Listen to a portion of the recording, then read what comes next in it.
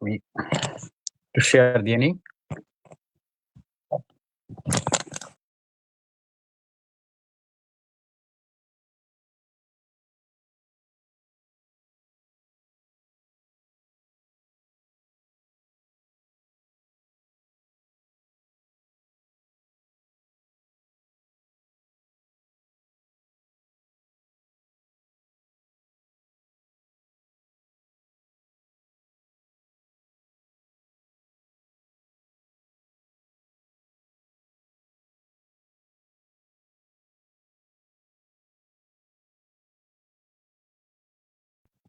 One second.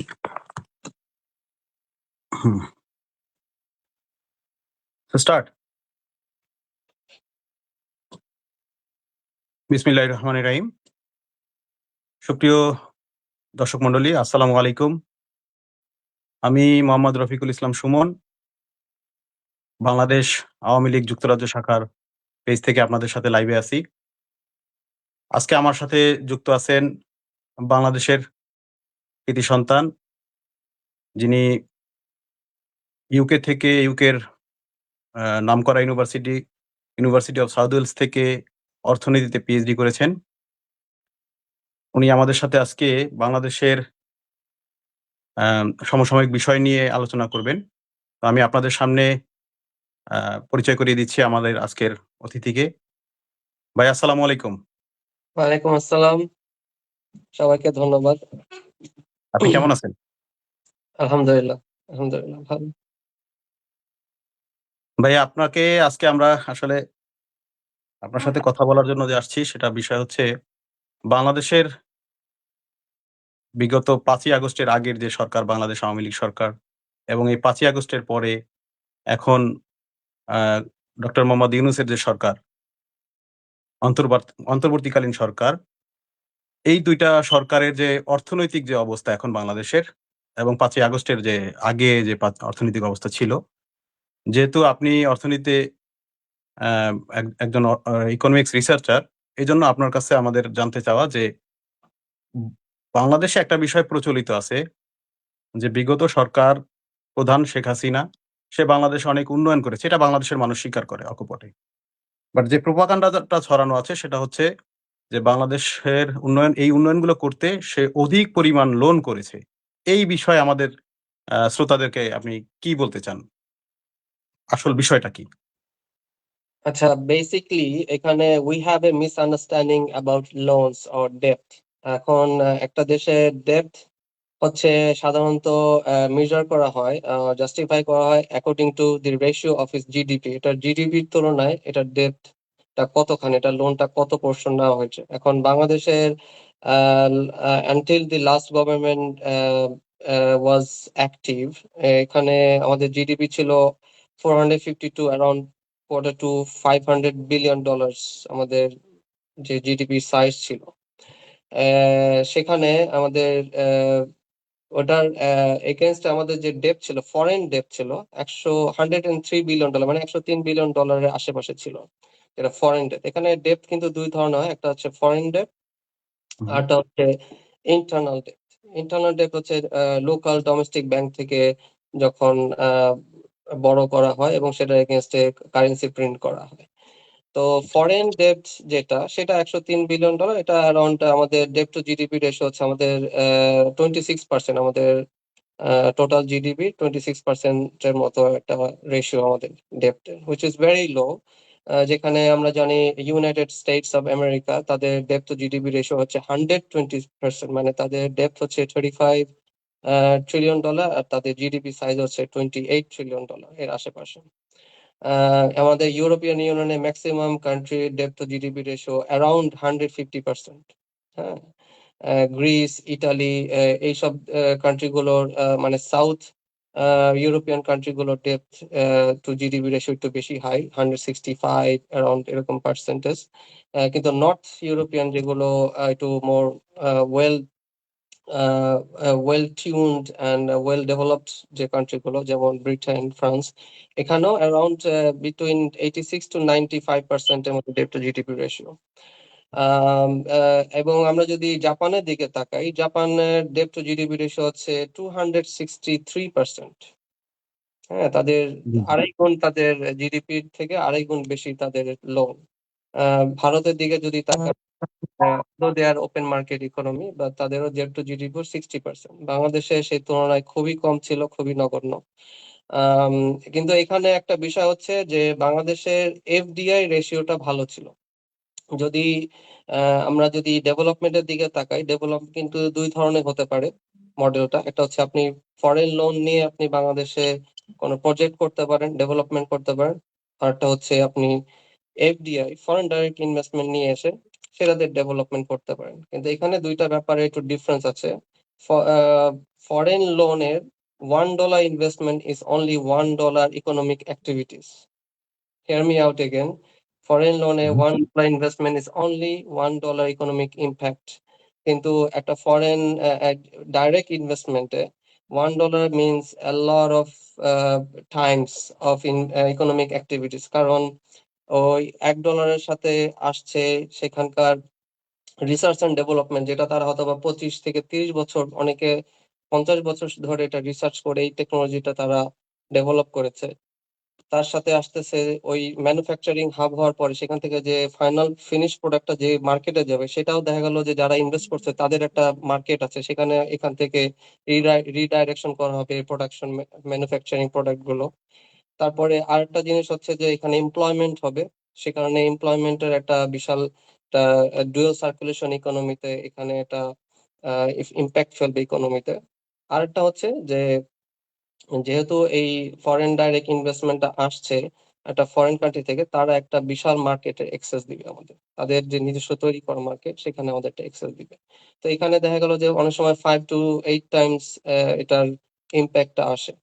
এবং এখানে আরেকটা জিনিস হচ্ছে যে ফরেন ডাইরেক্ট ইনভেস্টমেন্টে যদি কোনো সময় গড ফরবিড যদি প্রজেক্টটা সেরকম প্রফিটেবল না হয়, তাহলে কোনো ইন্টারেস্ট দিতে হচ্ছে না।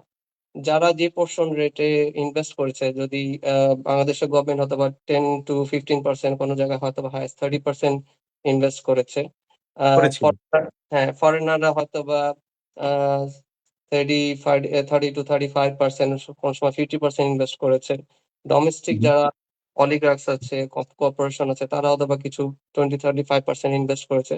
তো সবাই সবার যে ইনভেস্টমেন্টের প্রফিটটা নিচ্ছে সেটার উপরে আবার কিন্তু একটা ট্যাক্স হচ্ছে, সেই ট্যাক্সটা কিন্তু বাংলাদেশের গভর্নমেন্ট এনবিআর আর্নিং করতেছে। তো এখানে hmm. Many ways of earnings and very low, মানে লো রিস্ক। কারণ যদি এটা প্রজেক্টটা কোনো সময় প্রফিটেবল না হলো, কোনো লস নাই, কোনো ইন্টারেস্ট দিতে হচ্ছে না। আচ্ছা। তার মানে আপনার কথা থেকে আমরা বুঝতে পারলাম যে আসলে সাবেক প্রধানমন্ত্রী আমরা এটা নিয়েও অবশ্য বিতর্ক আছে, যেহেতু তিনি বলেছেন যে উনি পদত্যাগ করেননি, তিনি আমাদের প্রধানমন্ত্রী।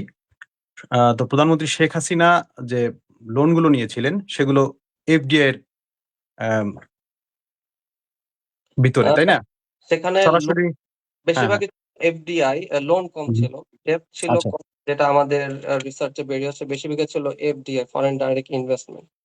এটাই কিন্তু বাংলাদেশের যারা মানে সচেতন নাগরিক তাদের ভিতরেই মানে মিডল ক্লাস ফ্যামিলির যারা মোটামুটি ধরেন ইউনিভার্সিটির স্টুডেন্ট বা সরকারি বেসরকারি চাকরিজীবী যারা অত বেশি ইকোনমিক্স নিয়ে জানে না, বা আমাদের মতো যারা আছি আমরা যারা এটা নিয়ে ঘাঁটি না, আপনাদের লেভেলে গিয়ে আমরা জানি না। আমাদের মধ্যে একটা ধারণা আছে যে আ শেখ হাসিনা এই উন্নয়ন কার্যক্রম করার জন্য প্রচুর পরিমাণ লোন বিদেশ থেকে নিয়েছেন। যে লোনের যে লোনের কারণে এখন বাংলাদেশের এই যে বর্তমান যে অর্থনৈতিক যে ধস, সে সেটার পিছনে এটা দায়ী। এখন আমরা আরেকটা বিষয় আপনার সাথে বলতে চাই যে শেষ সময়ে আমরা এসে দেখলাম যে এই গত ৪ মাসের মধ্যে যেটা আমরা বিভিন্ন মিডিয়ায় আসছে যে গত ১৭ বছরে ৬০,০০০ আম ৳৬০,০০০ কোটি বাংলাদেশে প্রিন্ট হইছে। আর এই, এই ৪ মাসের মধ্যেই ৳২২,০০০ কোটি ছাপানো হয়েছে। এই বিষয়টা আসলে কিভাবে মানে বাংলাদেশের মূল্যস্ফীতির উপরে প্রভাব ফেলে একটু যদি বলতেন? আচ্ছা, এখানে আহ, আগের বিষয়টা নিয়ে আমি কিছু টেনে বলবো, তারপরে এটা অ্যান্সারটা আসছি। ফরেন ডাইরেক্ট ইনভেস্টমেন্টে যেহেতু আম, যারা নাকি আমরা বাইরে যারা ডেভেলপ কান্ট্রি তাদের কারেন্সি বিভিন্ন দেশের ফরেন রিজার্ভে একটা বিশাল মার্কেট পোর্শন শেয়ার করে, যেমন আমেরিকান ডলার হচ্ছে 58% ফরেন রিজার্ভে ওন করে, যেটা আমরা সিএফএক্স বাস্কেট বলি, মানে কারেন্সি ফরেক্স। সেখানে 58% ফরেন রিজার্ভের শেয়ারটা হোল্ড করে আমেরিকা, যেটা ওদের হয়তো আগে 70% ছিল। আচ্ছা। ব্রিটিশ পাউন্ড স্টার্লিং 6%, ইউরোর 18%, জাপানিজ ইয়েন 5%। এরকম আরো কিছু কারেন্সি আছে, যেমন রেনমিনবি, সিঙ্গাপুরি ডলার, রেনমিনবি অ্যারাউন্ড 2.5 to 3%। তো যারা নাকি স্পেশালি যে majority share owner of this currency, fiat currency market, তারা প্রচুর ফিয়াট কারেন্সি প্রিন্ট করে without the rationing of the production. কারণ আপনি যদি প্রোডাকশন তুলনায় আপনি যদি বেশি ফিয়াট কারেন্সি প্রিন্ট করেন, তাহলে আপনার প্রোডাকশনের তুলনায় কারেন্সির পরিমাণ যদি বেশি হয়, তাহলে কারেন্সি ডিফ্লেশনে কারেন্সি মানটা পড়ে যায়। তো ওরা আচ্ছা। কারেন্সি মানটা ধরে রাখার জন্য ওরা যেটা যে, ওরা সেখানে একটা বড় অংশ কারেন্সিকে তারা চেষ্টা করে যে লোন হিসাবে ইউটিলাইজ করে, বিভিন্ন দেশকে তারা ইনফ্লুয়েন্স করে to take their currency as loan. তাহলে যেটা হবে যে তাদের এই কারেন্সিটা একটা প্রোডাক্টে পরিণত হবে, which is called financial tools. Because financial সার্ভিসে যারা, যদি আপনার কারেন্সিটা আপনি একটা ফাইন্যান্সিয়াল লোন হিসাবে কোনো দেশে আপনি ইমপ্লিমেন্ট করতে পারেন, that will become a part of your production, of your GDP growth production. তাহলে যেটা হবে, এটা একটা ফাইন্যান্সিয়াল টুলস হিসাবে কাউন্ট হবে। এবং তাহলে যেটা হবে যে আপনার যে ইনফ্লেশনটা যে 10 to 15% হয়ে যেত, সেটা নেমে অ্যারাউন্ড 3%-এ চলে আসে। এবং যেটা আমাদের মডারেট, আমাদের যে ইকোনমিস্টদের যে একটা টার্গেট রেশিও হচ্ছে, ইনফ্লেশন শুড বি অ্যারাউন্ড 2%। তো সে কারণে ওরা যেটা করে যে বিভিন্ন ওদের যে সফট পাওয়ার, জিওপলিটিক্যাল বিভিন্ন রকম পাওয়ার, পলিটিক্যাল, বিভিন্ন রকম মিলিটারি শক্তি প্রদর্শন করে ওরা বিভিন্ন দেশে গভর্নমেন্ট চেঞ্জ কিংবা পাপেট গভর্নমেন্ট ইনডিউকশন, এভাবে বিভিন্নভাবে তারা এই ফরেন লোন গুলো ইনজেক্ট করার চেষ্টা করে। হ্যাঁ, যেটা এখন বর্তমানে বাংলাদেশে আমরা দেখতে পাচ্ছি যে গত কয়েকদিনের মধ্যে প্রায় $7 বিলিয়ন একটা লোন ওরা এনেছে আইএমএফ এবং ওয়ার্ল্ড ব্যাংক থেকে। আচ্ছা, এখন এই যে 22,500 কোটি টাকার যে প্রিন্টিং এর ব্যাপারটা, এটার পিছনে এরকম একটা রিজন আছে। বাংলাদেশের আগের আমরা যদি দেখতে পাই যে বিগত সরকারের আমলে একটা বাজেট সাপোর্ট আইএমএফ থেকে ইয়ে করা হয়েছিল, ইস্যু করা হয়েছিল। এবং বাজেট সাপোর্ট হচ্ছে এমন একটা জিনিস, সেটা হচ্ছে আমাদের হুম, হুম। আমাদের আমি আমাদের প্রতিটা ইউএন চার্টারের প্রতিটা মেম্বার কান্ট্রির একটা অ্যাকাউন্ট থাকে, IMF as a member account থাকে আইএমএফ এবং ওয়ার্ল্ড ব্যাংকে। এবং সেই আহ, সেই অ্যাকাউন্ট অনুযায়ী আমাদের আমাদের একটা ক্রেডিবল, আমাদের ইকোনমির যে ক্রেডিবিলিটি, সেটার উপর ডিপেন্ড করে যে আমরা কতখানি আমরা বাজেট সাপোর্ট নিতে পারবো। তো আগের যে গভর্নমেন্টের, সেখানে আমাদের $60 বিলিয়ন আমাদের একটা ইস্যু, একটা বাজেট সাপোর্ট ইস্যু করা হয়েছিল ইন 3 ডিফারেন্ট ইনস্টলমেন্ট, 3টা কিস্তিতে। তো প্রতি ইনস্টলমেন্টে $1.5 বিলিয়ন, $1.5 বিলিয়ন করে ইস্যু করা হচ্ছিল। এবং প্রতিবার এই $1.5 বিলিয়ন ইনস্টলমেন্টটা দেওয়ার সময় ওরা একটা অডিট করে যেত।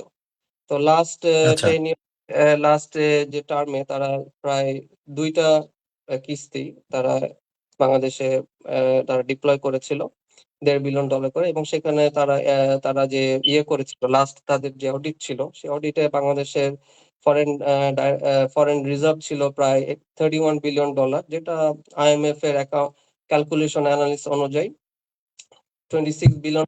কারণ তারা আমাদের যে ডেভেলপমেন্ট ফান্ড ছিল বাংলাদেশের, সেটাকে তারা ধরতে চাচ্ছিল না। যদিও ওটা এক্সপেন্ডিচার, কিন্তু ওটা মানে স্পেন্ড করা হয় নাই।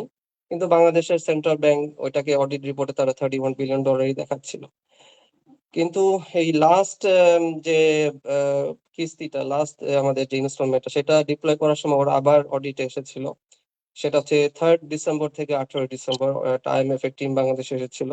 এবং হুম, হুম। সেখানে দেখে যে আমাদের রিজার্ভ অ্যারাউন্ড $13 বিলিয়ন, মানে $13 বিলিয়ন ছিল। এখন এই $1.5 বিলিয়ন যে ইনস্টলমেন্টটা, এটা ইস্যু করার জন্য মিনিমাম একটা requirement, one of the requirement হচ্ছে $15.3 বিলিয়ন বাংলাদেশের ফরেন রিজার্ভ থাকতে হবে। থাকতে হবে। হ্যাঁ, এবং এই ফরেন রিজার্ভটা থাকে আমেরিকান ফেডারেল ব্যাংকে, বাংলাদেশের যে অ্যাকাউন্টে সেখানে থাকে। তো সেখানে যেহেতু এই প্রায় $2.3 বিলিয়ন শর্টেজ ছিল, $230 কোটি ছিল।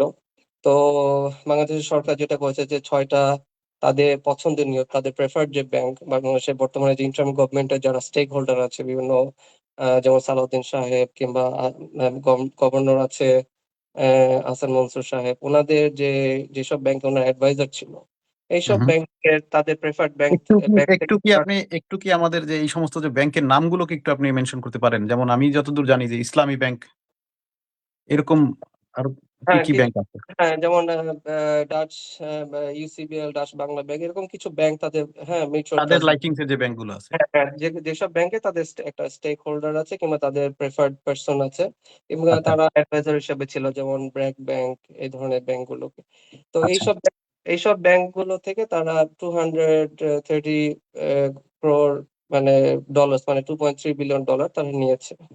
এবং এটা নিতে হলে অবভিয়াসলি তাদেরকে একটা আইওইউ কিংবা বন্ড তাদেরকে দিতে হয়েছে। আইওইউ বন্ড হচ্ছে একটা ডেপ্ট, এটা হচ্ছে ইন্টারনাল ডেপ্ট। হ্যাঁ, যে ইন্টারনাল আপনি ডোমেস্টিক ব্যাংক থেকে লোন নিচ্ছে, তাদেরকে আপনি আপনার বাংলাদেশ ব্যাংকের যে বন্ড ইস্যু করে দিতে হবে, হুম। সেন্ট্রাল ব্যাংক যে বন্ড কিংবা আইওইউ ইস্যু করে দিতে হবে, সেটার এগেনস্টে তাদের থেকে আপনি আপনার তাদের থেকে ডলার নিলেন, এবং সেটা নিয়ে আবার বাংলাদেশ ব্যাংক যেটা করেছে যে 22,500 কোটি টাকা ছাপিয়েছে। ছাপিয়ে সেই টাকাগুলো এই ব্যাংকগুলোকে, স্টেক হোল্ডার ব্যাংকগুলোকে দিয়েছে, এবং এদের হাতে আরো যে দুর্বল যে 10টা ব্যাংক তারা ব্যাংক লুট করেছে, সেই ব্যাংকগুলোর কন্ট্রোল দিয়ে দিয়েছে। তো 16টা ব্যাংকের কন্ট্রোল মোটামুটি এই I would say kind of bank cartels এর হাতে চলে গেছে আরকি। তো এখন এইটার কারণে যেটা হয়েছে যে আমরা দেখতে পাচ্ছি যে ইনফ্লেশন হাই হচ্ছে, কারণ ডিফ্লেশন হচ্ছে, কারেন্সি ডিফ্লেশন হচ্ছে। কারণ যেটা একটা সময় ছিল 110 থেকে 112 টাকা ডলার পার ডলারে, সেটার রেট নেমে আসছে এখন 127, কার মার্কেটে গেলে হয়তো বা 129-30 টাকাও হতে পারে। I don't know because I don't live in Bangladesh. হ্যাঁ, So আজকে সম্ভবত 129 বা 30। around that money. So which is a 15% deflation of your currency. হ্যাঁ, within just few weeks, হ্যাঁ, 2-1 সপ্তাহের মধ্যে প্রায় 15% আমাদের কারেন্সি, 12 থেকে 15% কারেন্সি ডিফ্লেশন হচ্ছে। সো সেটার কারণে যেটা হচ্ছে যে এই যে 6টা ব্যাংক, এই ব্যাংকে তো নিশ্চয়ই অনেক কর্পোরেশন হাউস আছে, অনেক কর্পোরেটস আছে যারা নাকি বিভিন্ন গার্মেন্টস, টেক্সটাইল, যারা নাকি বিভিন্ন মেশিনারিজ, ডাইস, কেমিক্যালস এবং অ্যাক্সেসরিজ, বিভিন্ন র ম্যাটেরিয়ালস ইম্পোর্ট করে বিভিন্ন ইন্ডাস্ট্রি। তারপরে আমাদের বিভিন্ন কমোডিটিস আছে, যে খাদ্যপণ্য, যেমন সুগার, হুইট, কুকিং অয়েল, এবং এনার্জি আছে, আমাদের যে জ্বালানি আছে, এগুলো ইম্পোর্ট করার জন্য যে এলসি করতে হয়, সেই এলসির জন্য ডলার সংকট হচ্ছে। কারণ এই ব্যাংকগুলো থেকে ডলার নিয়ে নেওয়া হয়েছে, এবং সেটার এগেইনস্টে যখন কারেন্সি প্রিন্ট করা হচ্ছে, তখন আবার কারেন্সিরও আবার ডিফ্লেশন হচ্ছে, কারেন্সির মান পড়ে গেছে। এখন ধরেন যারা নাকি এই কিছু অন্যান্য যেসব ব্যাংক থেকে যারা নাকি এলসি করেছিল, এবং এলসি যে শিপমেন্ট এসে পৌঁছেছে, সো আমরা জানি যে এলসি, লেটার অফ ক্রেডিট, ও এসবিএলসি যেটা বলে, স্ট্যান্ডার্ড লেটার অফ ক্রেডিট, এগুলো সাধারণত এই stand by letter of credit কিংবা লেটার অফ ক্রেডিট যেটাই বলি, এগুলো সাধারণত একটা কাইন্ড অফ অ্যাসুরেন্স, হ্যাঁ, আচ্ছা, যে একটু ভাই আমি এর মধ্যে আপনাকে একটা প্রশ্ন একটু মানে একটু ক্লিয়ার হতে চাই। যে আপনি বলেছেন যে ব্যাংকগুলো থেকে যে ডলারগুলো নিয়ে নিছে, এই যে ব্যাংকগুলো থেকে ডলারগুলো নিয়ে নিল, এখন এই ব্যাংকের যারা গ্রাহক আছি আমরা, যারা আমরা বাংলাদেশে যারা এখন আ শিল্প কারখানা পরিচালনা করে, যারা বিভিন্ন ব্যবসা-বাণিজ্য করে, যারা বিদেশ থেকে বিভিন্ন পণ্য আমদানি-রপ্তানি বিজনেস করে, তাদের যে এখন বিজনেস এলসি করতে পারতেছে না। তাদের যে বিজনেস, সেই বিজনেসটায় ধস নামতেছে। স্বাভাবিকভাবে সেই বিজনেসে যারা আ কর্মী আছে, যারা আপনার ওখানে বেতনভুক্ত যারা কর্মচারী আছে, তাদের চাকরিতে কিন্তু এফেক্ট পড়তেছে। তার মানে বেকারত্বের হার বাড়তেছে।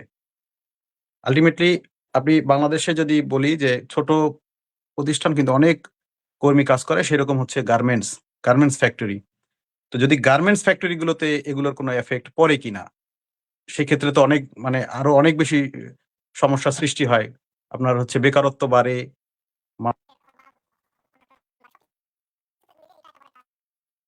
সেখানে কোনো এফেক্ট পড়ে কিনা? হ্যাঁ, এটা অ্যাকচুয়ালি ট্রিকল ডাউন এফেক্ট যেটা আমরা বলি ইকোনমিক্সে, যে ট্রিকল ডাউন এফেক্টস হয়, যে আপনার যদি আনএমপ্লয়মেন্ট বাড়ে, প্লাস আপনার যদি মার্কেটে প্রোডাক্টের অ্যাভেলেবিলিটি কম থাকে, তাহলে যেটা হয় যে মানে হাই ইনফ্লেশন হয়। এবং যেটা কারণ হচ্ছে যে যেহেতু প্রোডাক্ট এনাফ নাই, অ্যাভেলেবল নাই, তো যেটা হচ্ছে যে এটা ডিমান্ডের তুলনায় যেহেতু সাপ্লাই কম, তো অবভিয়াসলি এটার প্রাইস বেড়ে যাবে। এবং not only the manufacturing product, but also মানে নেসেসিটি, যেগুলো ধরেন খাদ্য কিংবা বস্ত্র, যেগুলো মানুষের মিনিমাম নেসেসিটিস, সেগুলো। তাহলে সেটার প্রতিফলে কি এই যে আমরা প্রায় শুনতেছি যে প্রায় 100-200 গার্মেন্টস বন্ধ হয়ে গেছে অলরেডি। বিভিন্ন জায়গায় গার্মেন্টস কর্মীরা আন্দোলন করতেছে তাদের চাকরি ফিরিয়ে দেওয়ার জন্য, বেতনের জন্য। এটার প্রতিফল কি এটা নাকি? হ্যাঁ, হ্যাঁ, এটা trickle down effect, just trickle down effect. আচ্ছা, কিন্তু আচ্ছা। আরেকটা প্রবলেম যেটা হচ্ছে যে ওই যে যারা এলসি করেছিল আগে, র মেটেরিয়ালস হোক, ফুড প্রোডাক্ট হোক, হ্যাঁ, যে কোনো একটা জিনিস এলসি করেছিল তারা, ওই এলসির যে শিপমেন্টটা, তখন তো এলসি করা হয়েছিল জাস্ট অ্যান অ্যাসুরেন্স, যে গ্যারান্টি অফ পেমেন্ট, কিন্তু ওই পেমেন্টটা কিন্তু তখনও ট্রান্সফার করা হয় না। পেমেন্টটা আচ্ছা। ট্রান্সফার করা হয় যে এলসি এট সাইট, এলসি গুলো যখন এই শিপমেন্টটা যখন সাইট মানে আমাদের যে পোর্টে হারবারে এসে পৌঁছায়, যখন মাল আনলোড, প্রোডাক্ট আমাদের শিপমেন্ট আনলোড করার সময় তার আগে তাদের কনসাইনমেন্ট গুলো পেমেন্ট ট্রান্সফার করা হয়।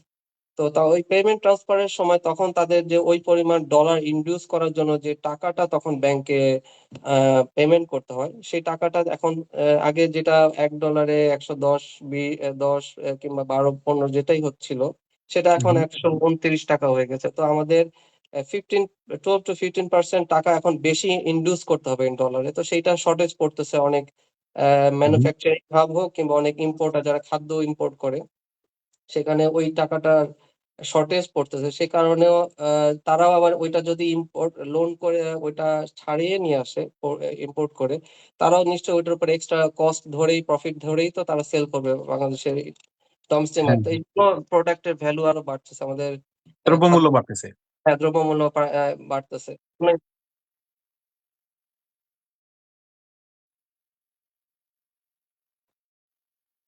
জি।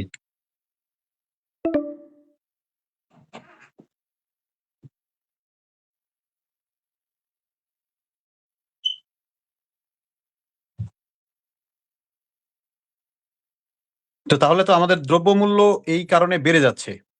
যেহেতু হ্যাঁ, তো এরপরে আমাদের তাহলে করণীয় কি এখন?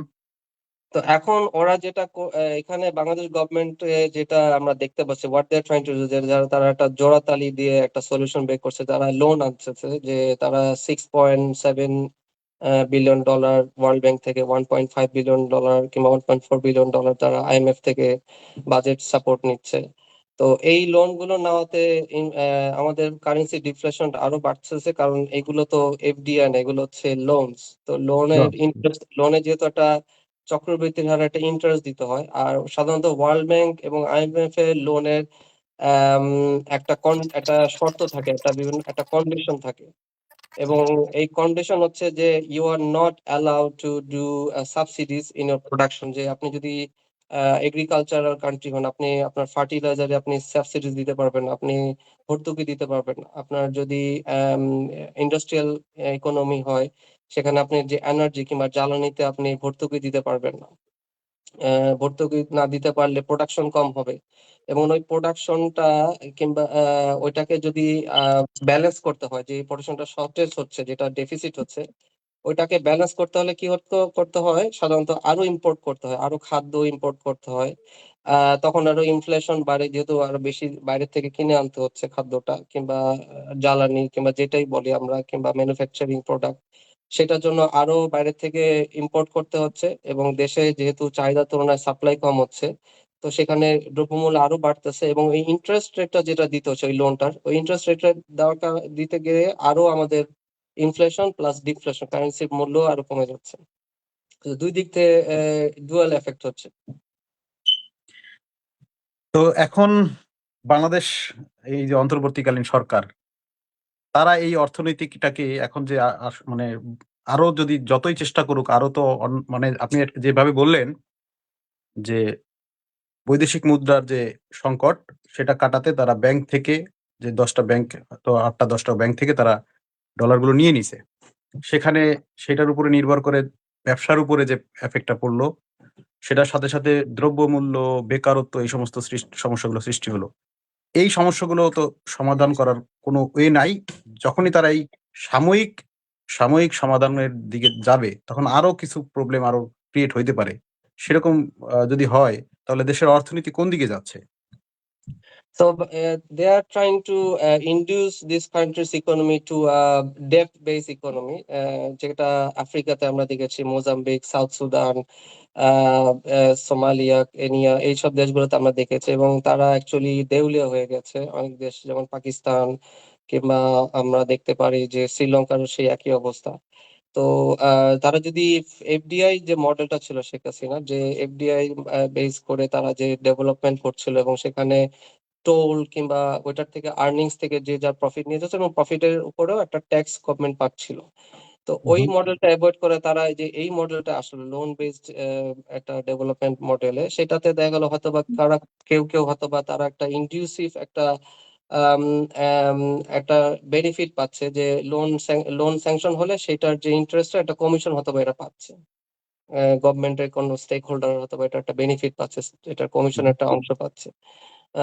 কিন্তু সেখানে দেখা গেল যে দেশের জনগণের আরো দুরবস্থা বাড়ছে, দেশের ইকোনমি আরো আরো লোনে তলিয়ে যাচ্ছে। আর আরেকটা প্রবলেম যেটা হচ্ছে যে, যেহেতু it is become a loan based economy, তো সেখানে বাংলাদেশে আরো মানি প্রিন্টিং হবে, আরো ফিয়াট কারেন্সি তৈরি হবে, তো সেখানে আরো কারেন্সি ডিফ্লেশন হবে। তো আরিফ ভাই, আমি গতকালকে থেকে একটা বিষয় বাংলাদেশের সোশ্যাল মিডিয়াতে আমি দেখি, কয়েক জায়গায় দেখেছি যে ইদানিং কিছু দ্রব্য মূল্য যেগুলো খুব মানে গত কয়েক মাস ধরে এটার মূল্যটা খুব বেশি ছিল। যেমন ধরেন নিত্য প্রয়োজনীয় কিছু দ্রব্য, আলু, পেঁয়াজ এই জাতীয়, যেগুলোর মূল্যটা একটু কমে আসছে। যেটা ছিল ৳১০০ সেটা হয়ে আসছে ৳৫০। এইটা কিভাবে তারা মিনিমাইজ করলো, বা এটা পরবর্তীতে এটার এফেক্টটা কি হইতে পারে? না, ইট ইজ কোয়াইট পসিবল, যেটা যদি কোনো সিজনাল কোনো আইটেম হয়, যেগুলো নর্মালি সিজনালি আমাদের দেশে মানে ডোমেস্টিক প্রোডাকশন যেই চেইন গুলো আছে, সেগুলো দেখা গেল যে হয়তো বা এই ইনডিউসিভ লোন কিংবা এক্সেসিভ যে লোনের যে এফেক্টটা, সেটা চেইনের বাইরে পড়ে গেছে।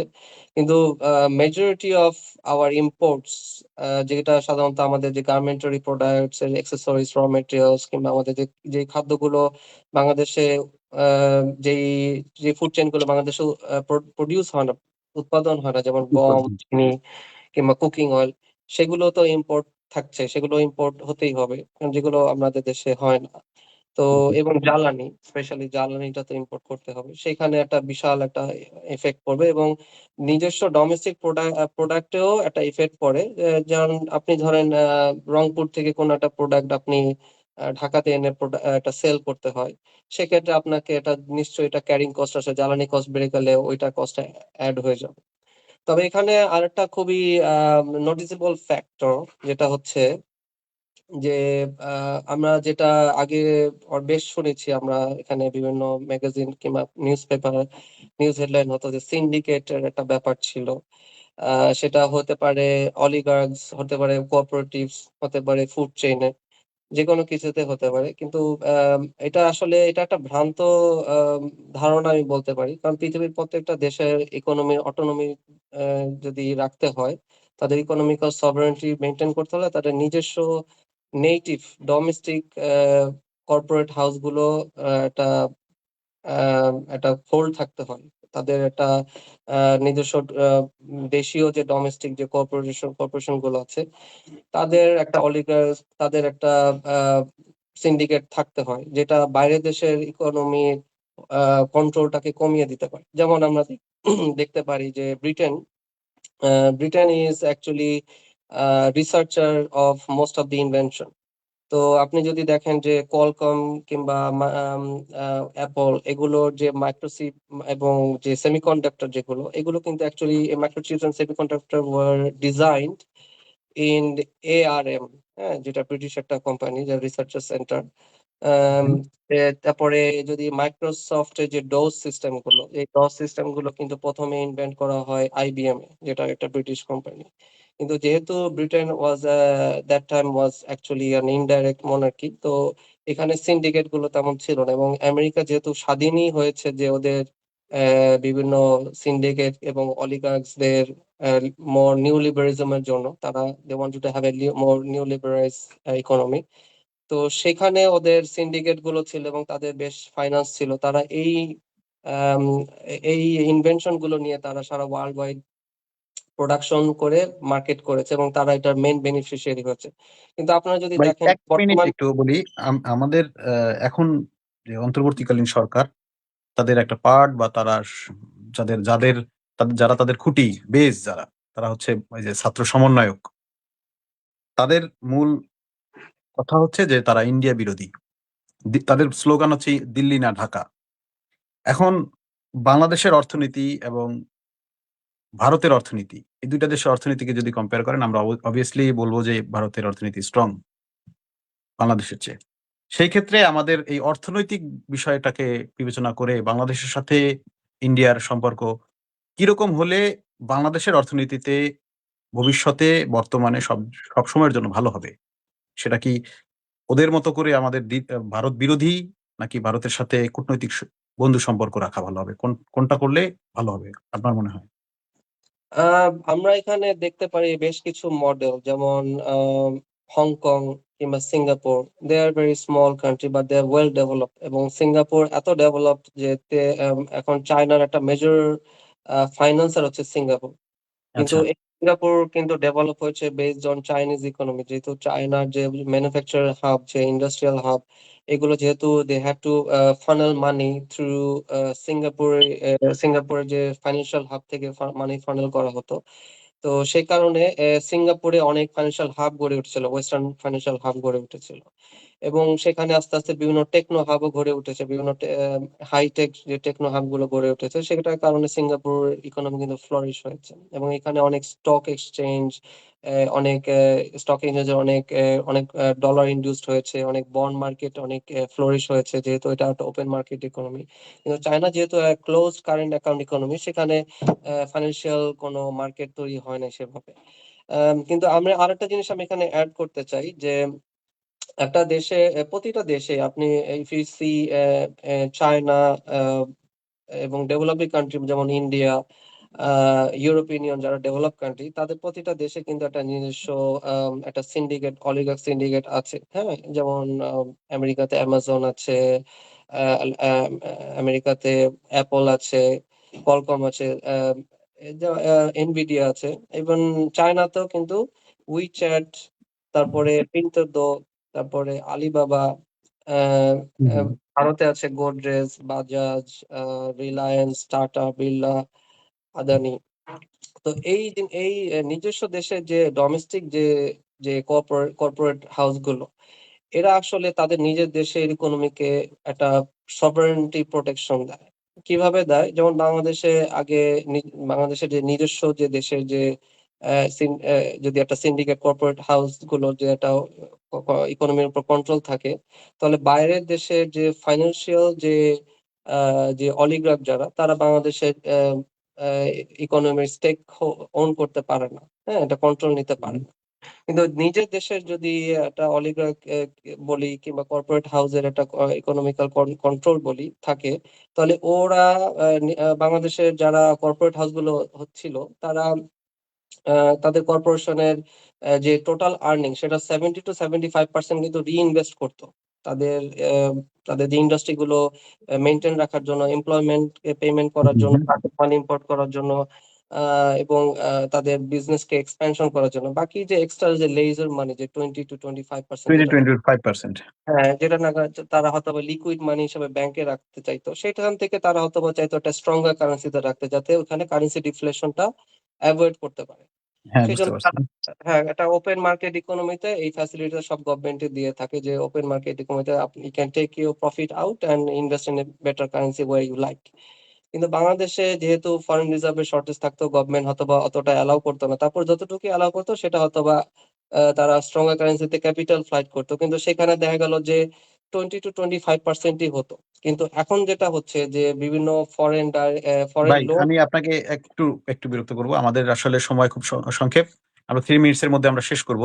তো সর্বশেষ একজন মানে বিজ্ঞ হিসেবে আমি আপনার কাছে জানতে চাবো যে বাংলাদেশের সাথে ইন্ডিয়ার অর্থনীতি বন্ধুত্ব সম্পর্ক থাকলে ভালো, নাকি তারা যেভাবে স্লোগান দেয় দিল্লি না ঢাকা, সেই ক্ষেত্রে আমাদের অর্থনীতির অবস্থা ভালো হবে? কোনটা ভালো হবে?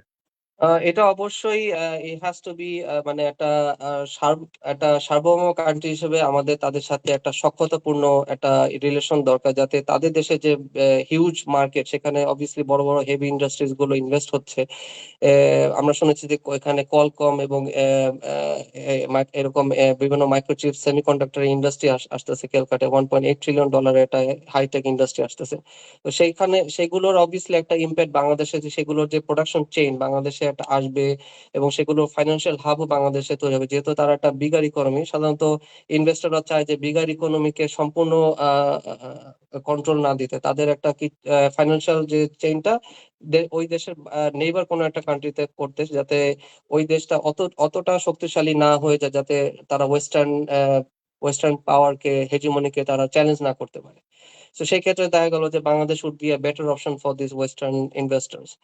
আর এখানে আরেকটা ব্যাপার হচ্ছে যে বাংলাদেশে যেহেতু এখন নিজস্ব দেশের সিন্ডিকেট গুলো চলে গেছে, ভেঙে দিয়েছে। তো বাইরের দেশে যেটা লোন আসতেছে, এই যে IMF বা ওয়ার্ল্ড ব্যাংক থেকে এই লোন গুলো কিন্তু হয়তোবা ব্ল্যাক রক কিংবা জেপি মর্গান কিংবা HSBC যে টাকাগুলো, এই টাকাগুলো যেটা দেশে বাংলাদেশের যত ব্যাংকের যত মর্গেজ ভাই, ইকুইটি একেবারে বিভিন্ন আমরা শেষ মুহূর্তে আসছি। আমরা আপনার কাছ থেকে বিদায় নিব।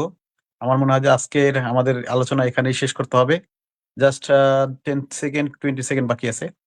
তো আমরা আপনার কাছ থেকে বিদায় নেব। ইনশাআল্লাহ আবার দেখা হবে।